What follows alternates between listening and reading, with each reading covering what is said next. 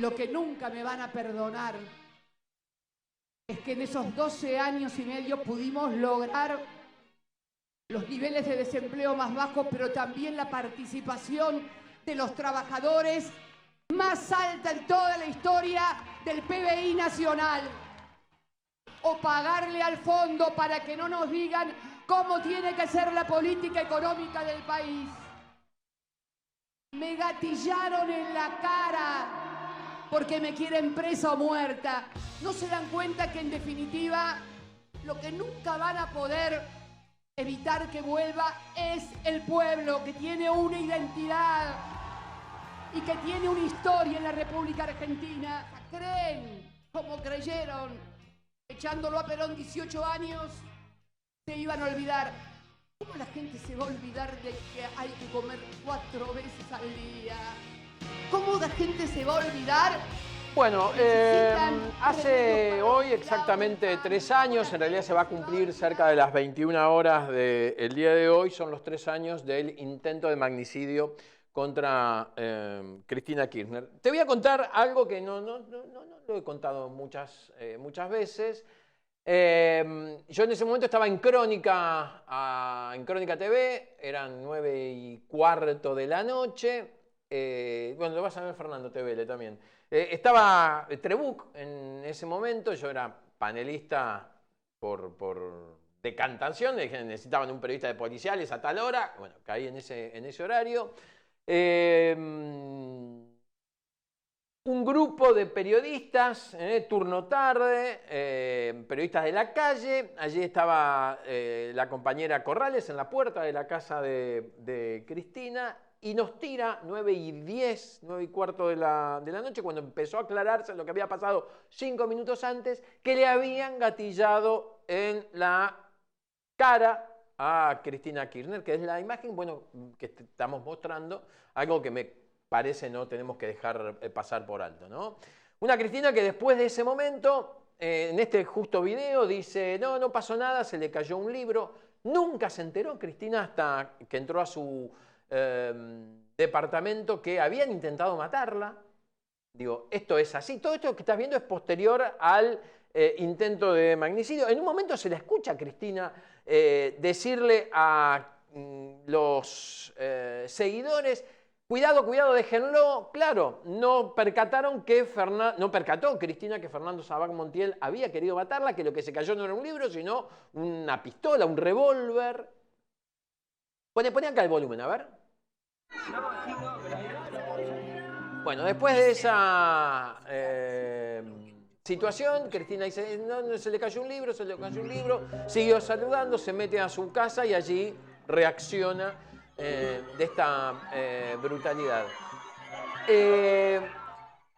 Muchas editoriales después, cuando un periodista del diario Clarín dijo la bala que no salió, pero el fallo que sí saldrá. La desconfianza de muchos funcionarios, entonces macristas, actual libertarios, como Patricia Bullrich, que no solo no se solidarizó con Cristina, sino que puso en duda este intento de magnicidio y que obviamente esto podría haber cambiado. Si esto, terminaba ocurriendo, no lo quiero decir, hubiese cambiado la historia de este país para siempre, es lo que yo supongo.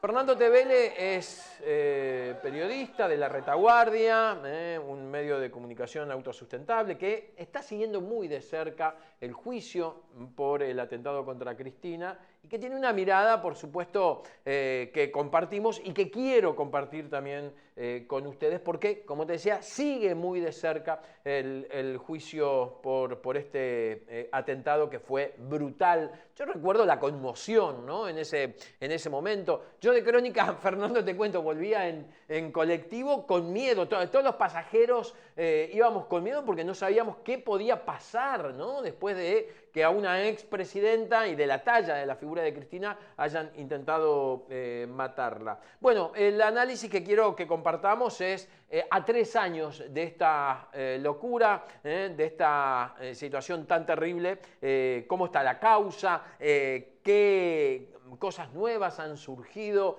y cómo, bueno, suponés vos que va a terminar. Te agradezco que me puedas atender, un gusto verte y escucharte. ¿Qué tal? ¿Cómo estás, Pablo? Gracias por la convocatoria. Bueno, la verdad es que estaba volviendo a ver las imágenes que ustedes estaban poniendo allí con un impacto muy particular, ¿no? Cuesta mucho volver a ver esas imágenes. Sí. Uno no puede dejar de preguntarse esto que vos preguntabas recién, ¿no? ¿Qué hubiera pasado si? Y bueno, en lo que tiene que ver con lo... Y además es una de esas jornadas, me quedo pensando esto, es una de esas jornadas en las que todos recordamos qué estábamos haciendo, ¿no? Esas jornadas históricas en las que uno recuerda exactamente cómo se enteró. Sí.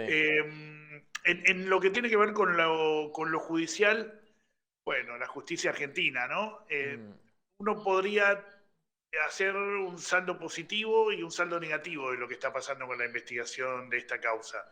El saldo positivo es que relativamente cerca, en el tiempo, se está realizando un juicio, ¿no? Hoy se están cumpliendo este nuevo aniversario y estamos cerquita de terminar el juicio contra los autores materiales del hecho.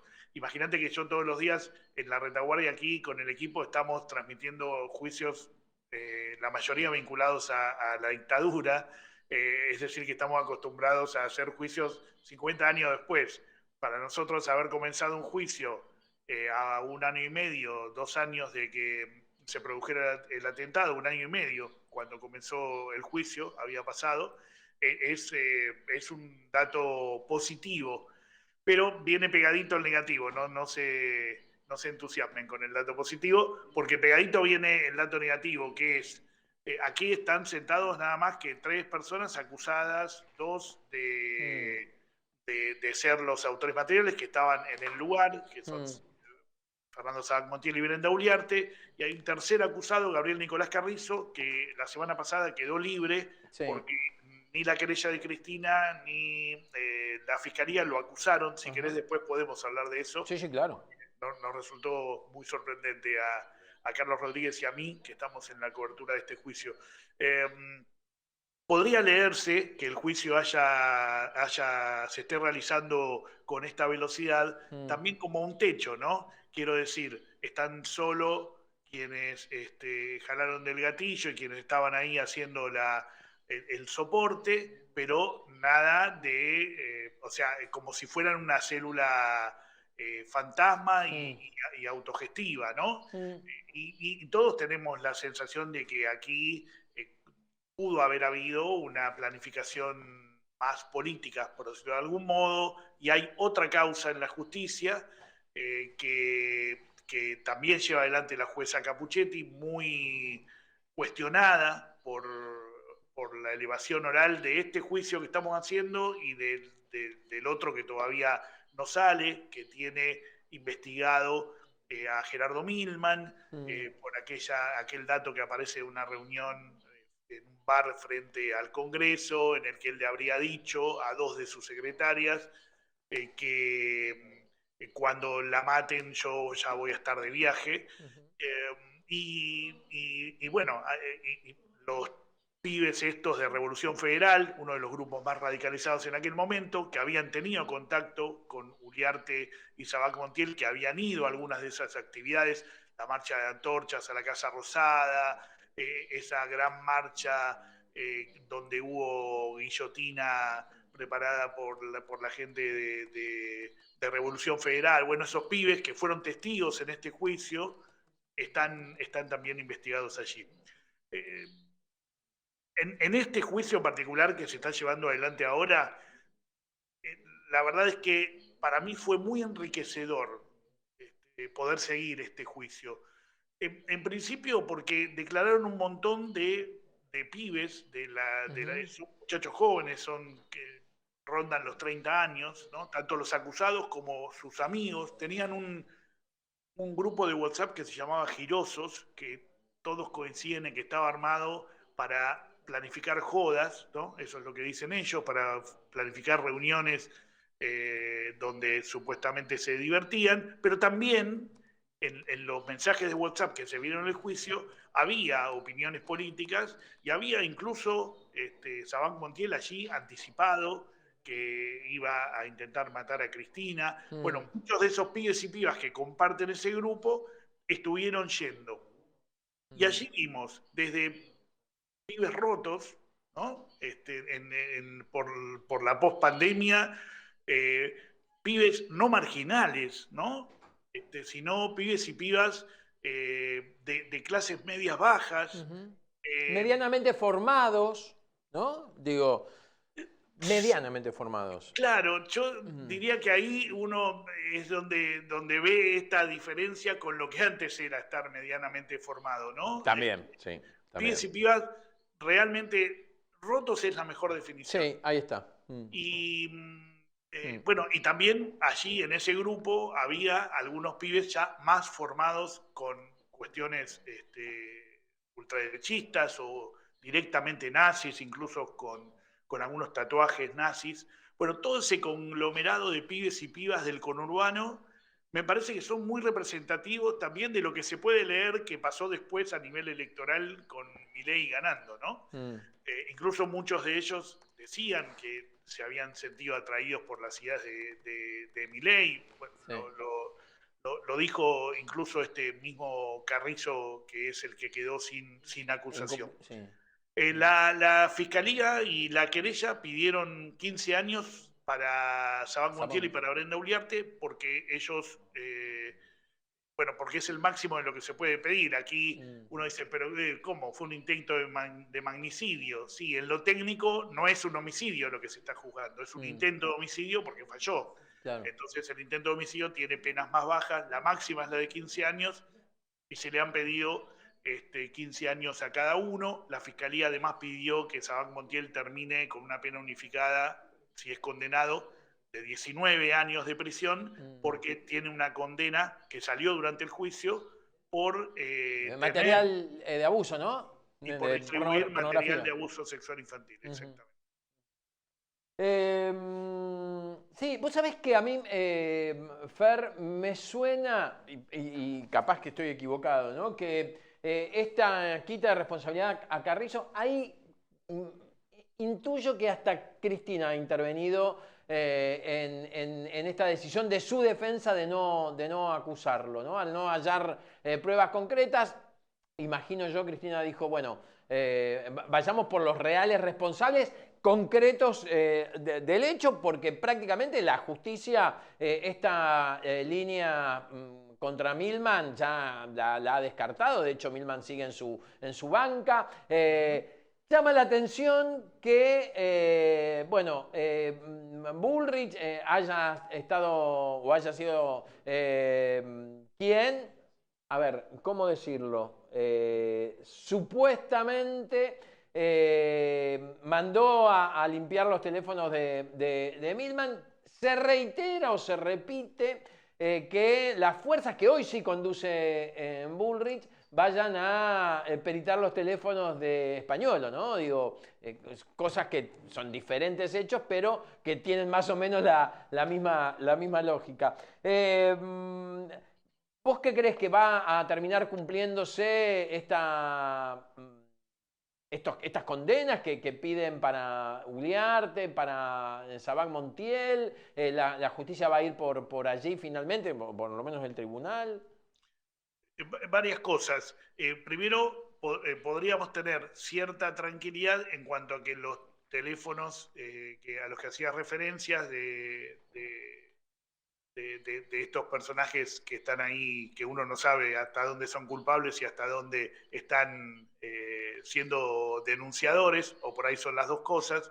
En realidad, el peritaje lo hace una unidad específica que tiene el Ministerio Público Fiscal, la Fiscalía, que en este caso no pudo hacer mucho, porque en el caso, digo, del juicio de Cristina, porque la principal prueba del juicio, que es el teléfono de Fernando Sabanc Montiel, quedó inutilizado, o indica que en el trayecto entre el juzgado de Capuchetti y justamente la Fiscalía donde se iba a analizar. En ese trayecto fue inutilizado el teléfono, por lo que se pudo reconstruir en el juicio. Incluso fue muy raro que la jueza Capuchetti mandó a una integrante de la Policía Federal parte de su custodia sola, con la prueba más importante de la causa más importante que tenía en ese momento en su juzgado.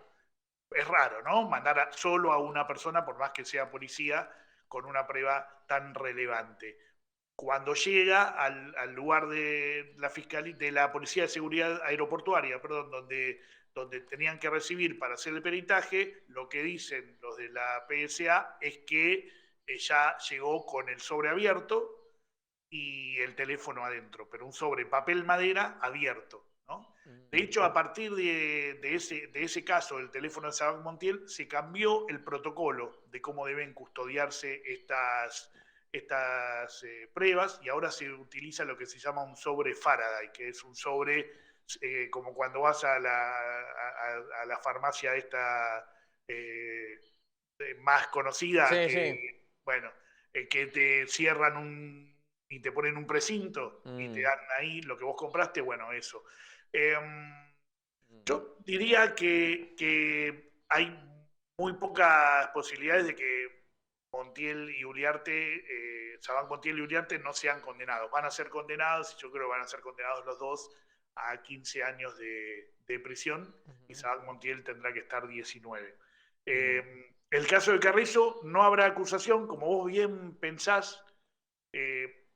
Cristina intervino en esta decisión, lo dijo su propio querellante, su abogado, dijo Ubeira que en el alegato, y después nos lo ratificó a nosotros charlando en la transmisión, que Cristina había dicho que no quería que le hicieran a nadie, ella no quería hacer lo que le estaban haciendo a ella, que era perseguirla políticamente a través de la justicia. Entonces no acusó. La fiscalía la semana siguiente también ratificó que no iba a haber acusación, por lo tanto el defensor pidió la inmediata libertad y Carrizo quedó libre hace 10 días. El defensor de Gabriel Carrizo se llama Gastón Marano. Nosotros lo entrevistamos al finalizar esa audiencia en la que quedó libre. Marano trabaja para la Embajada de Estados Unidos. No es un dato menor en un juicio por un intento de magnicidio, como yo le decía a él en la entrevista, digamos, en toda conspiración importante que haya sucedido en la Argentina, podríamos incluso extenderlo a nivel mundial, la participación de la Embajada de Estados Unidos siempre hay un rol, ¿no? Y en la Argentina eso lo sabemos muy bien, incluso por los propios documentos desclasificados por ellos. Bueno, que haya aparecido alguien que tiene vínculos laborales con la Embajada de Estados Unidos, que es un abogado caro, que haya defendido a un pibe que sin duda no podía pagar sus honorarios, apareció desde el comienzo como un dato a tener en cuenta. ¿Por qué? Porque vos te acordás la entrevista que dieron los copitos a Telefe. En Telefe, cuando Sabac Montiel ya estaba preso. Si vos vas a ver es bueno hacer el ejercicio de ir a ver esa entrevista de nuevo, lo vas a ver a Carrizo en un rol de jefe, claramente. Que él decide cuándo habla Uliarte y cuándo no. Él decide cuándo hablan los demás. Y él habla mucho en ese juicio. Él lo que dice en esa entrevista, él lo que dice es que en ese momento él no sabía que Brenda Uliarte también era parte del intento de magnicidio. Y bueno, y evidentemente las partes le creyeron. Ahora, durante el juicio se vieron un montón de mensajes, de chat, de WhatsApp de Carrizo, donde, por ejemplo, en uno dice: recién intentamos matar a Cristina. Esto estaba planificado para dentro de una semana, pero el pelotudo hizo todo mal. Estamos decididos a matar a la puta esa. El que la va a matar seguramente va a ser un amigo, o voy a ser yo. Carrizo tuvo la estrategia de que cuando terminaron las testimoniales pidió hablar. Y allí, en esa ampliación indagatoria, que hoy vemos como clave para en la estrategia que lo terminó liberando, él dijo que le pedía perdón a Cristina, que incluso hasta la había votado, y que él estaba en el juicio porque era un pelotudo, que se había dejado llevar por una idea de intentar aparentar que era parte del complot ante sus amigos y ante sus familiares. La verdad es que la teoría del pelotudo a mí no me cerró, a Carlos Rodríguez, nuestro compañero, tampoco.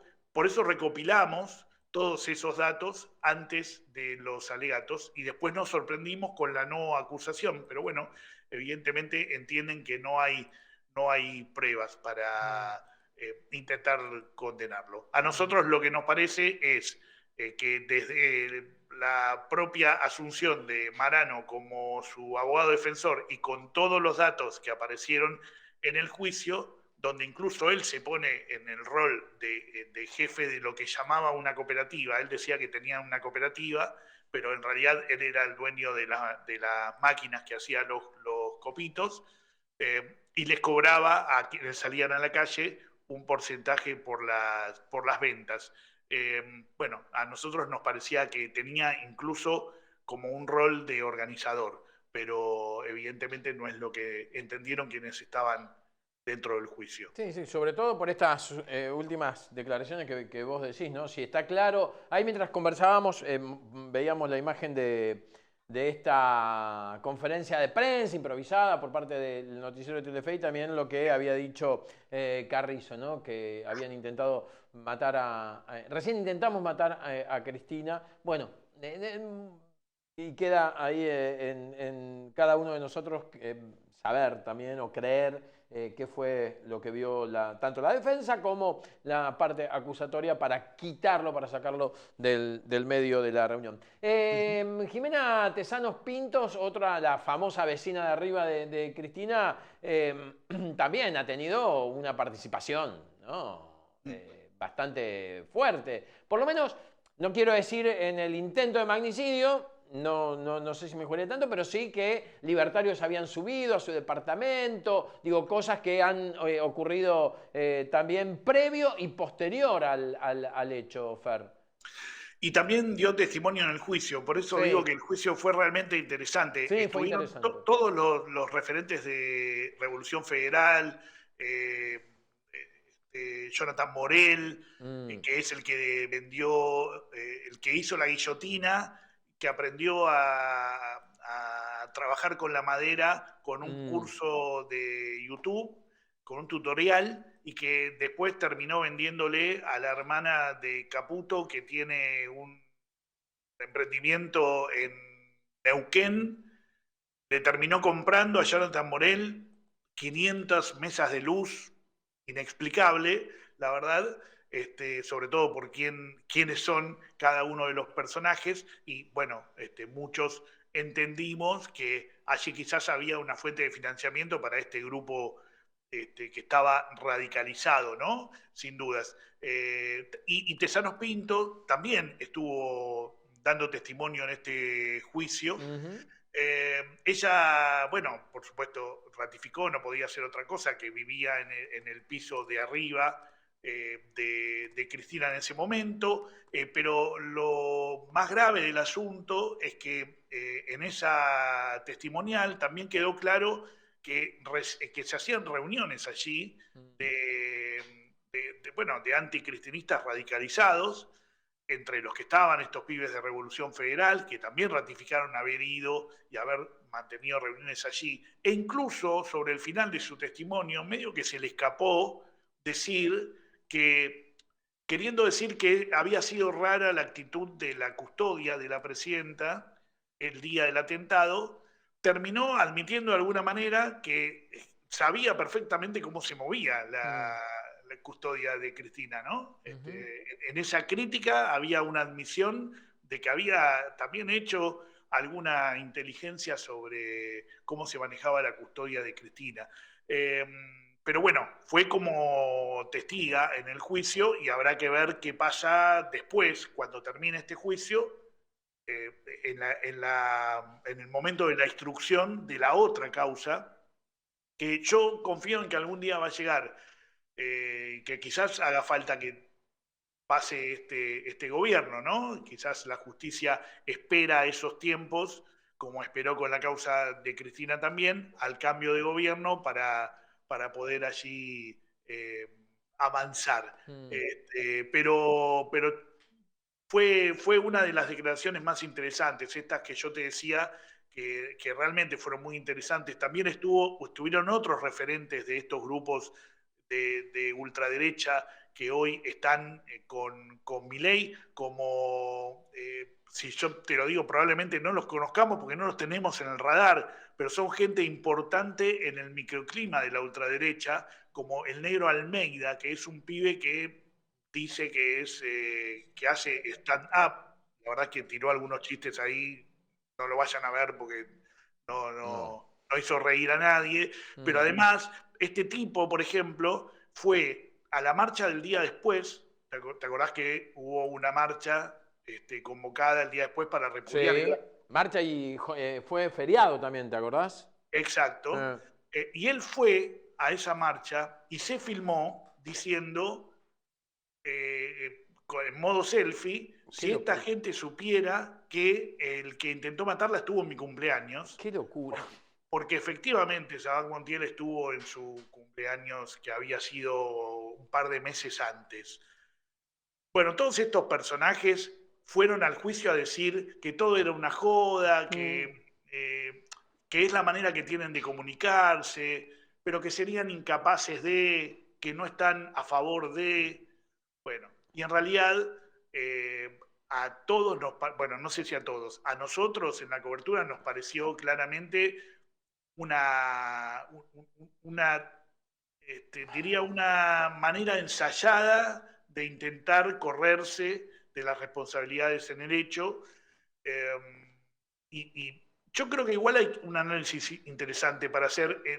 Vamos a tomarle por un momento esto que ellos intentaron dejar ver en el juicio, que es que, bueno, que estos pibes en realidad actuaron solos y que nadie los acompañó y que, bueno, los demás que hacían comentarios en el sentido de un posible atentado lo hacían a modo de joda. Vamos a concederle por un momento que eso efectivamente fue cierto. Habría que ver también cuál es la responsabilidad social que le cabe, por ejemplo, a los medios de comunicación. Bueno, ¿no? claro.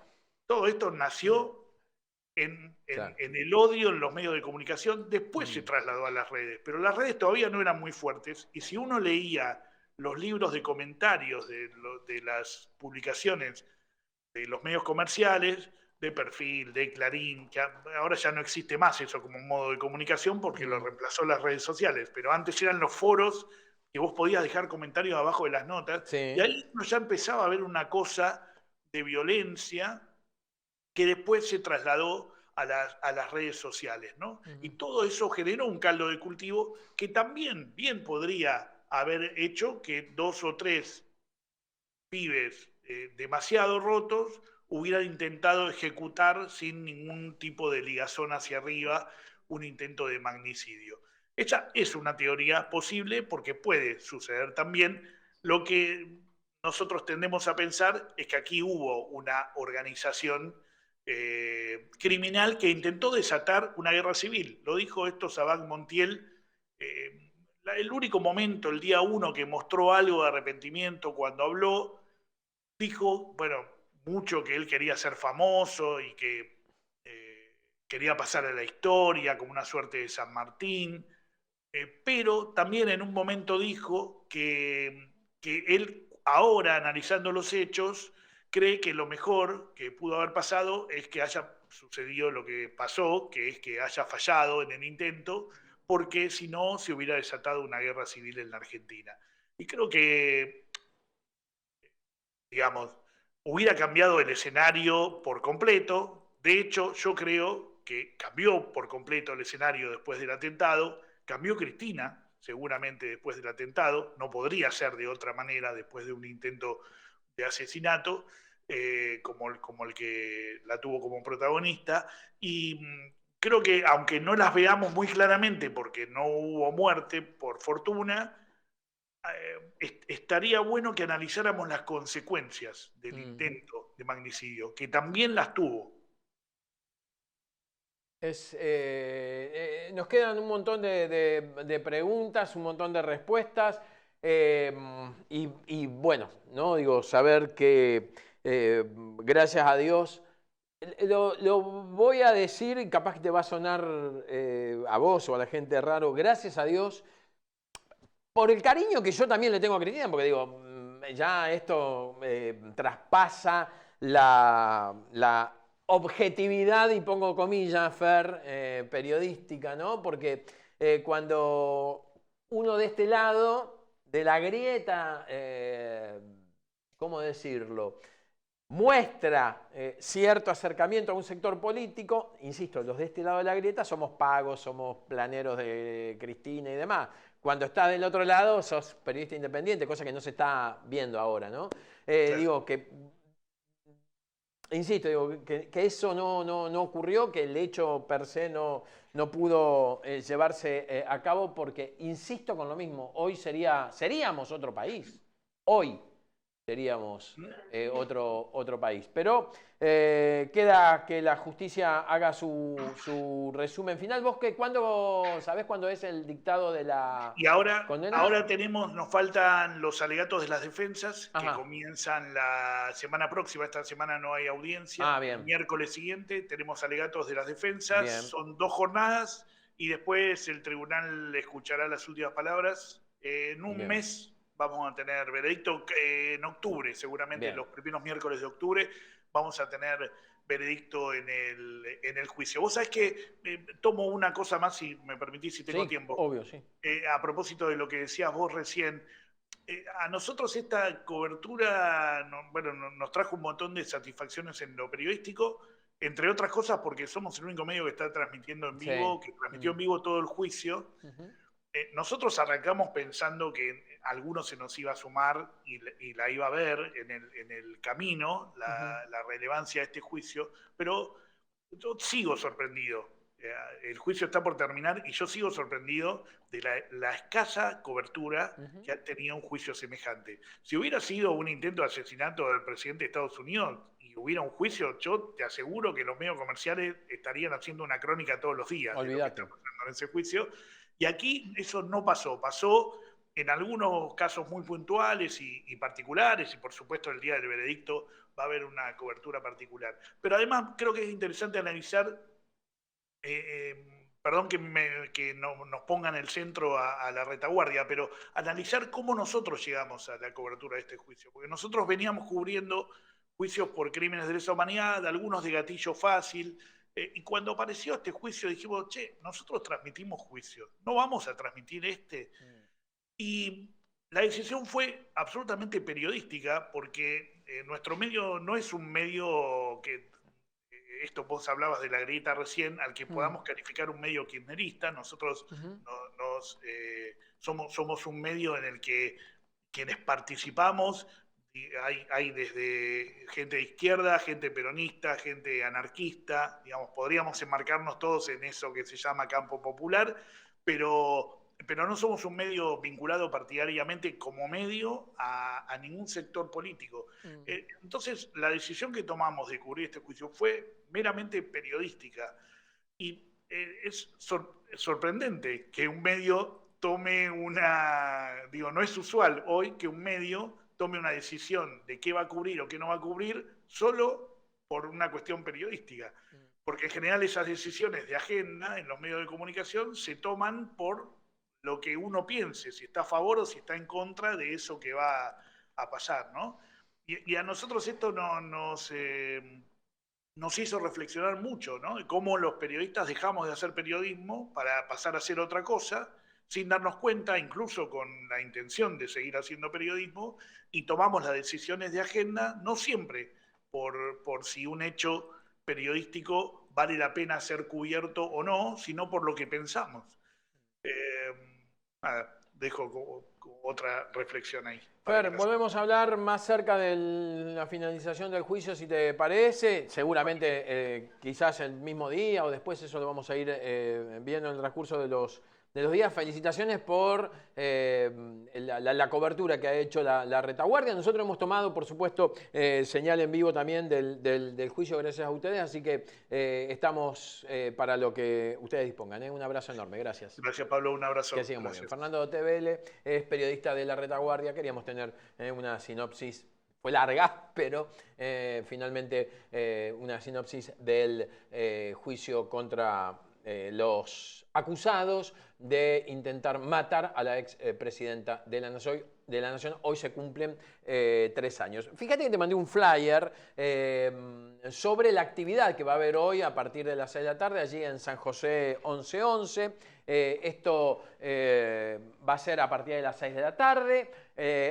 No, perdón, va a ser no en San José, sino en Instituto Patria, lunes 1 de septiembre, 18 horas, en Rodríguez Peña 80, a 3 años del intento de magnicidio. Van a hablar Juan Martín Mena, actual ministro de Justicia de la provincia de Buenos Aires, Teresa Parodi, Carlos Zanini e Irina Hauser, periodista reconocida en el ámbito de lo judicial, que va a dar su testimonio también. A partir entonces de las 18 horas se va a transmitir esta conferencia por YouTube.